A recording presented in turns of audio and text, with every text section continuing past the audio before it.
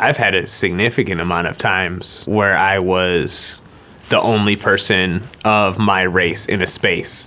I had a pretty complex childhood growing up, being a kid who is biracial, and was raised by a white mom. A lot of times where I was around family gatherings, I was literally the only person who was black in a space. My mom worked multiple jobs to make ends meet. So there was a lot of times where I'd be this little black kid walking around Meyer with my grandma in Ionia, Michigan. That's a place. And people would definitely look at me and make me feel that I was the only person in a space, whether they did so intentionally or not.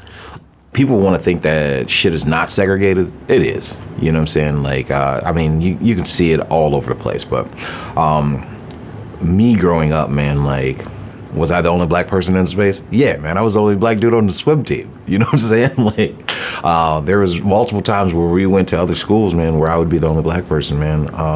Did it make me uncomfortable? Sometimes, man, but I think it just made me aware of my surroundings.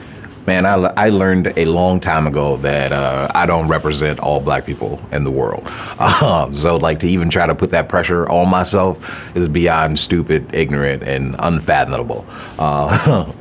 Every day of my life in the city of Grand Rapids, I'm the only black person in this space. No.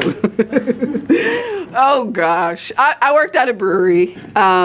And I spent a lot of time just being the only black person. And when there were other black people riddled, they always confused us, even if we looked nothing alike. So one of my good friends, who's also my manager, her name is Bree Ross, they swapped our names all the time. We look nothing alike. Our skin tones are barely the same, but we're just two black queer women, and they're just kind of like, hey, Bree.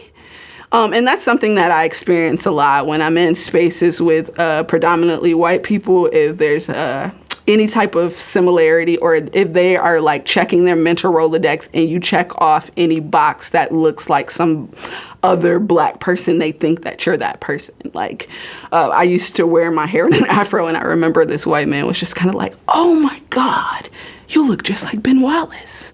And I'm like, oh, so that's the only afro that you can identify in your brain, and that's what you bring up. You know what I'm saying? Just kind of ridiculous. So I recognize that in all this time, it's that they just want to engage and connect, and they don't have the capacity to do it in a way that's not offensive, but that's the desire. It is painful, though. It is painful to have your being reduced to what someone can it's like you wouldn't look for this commonality if you were looking at another white person. You would just talk to them.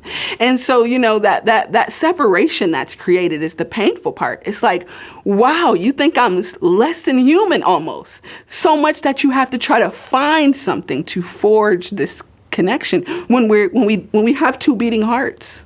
And that's enough. That's enough.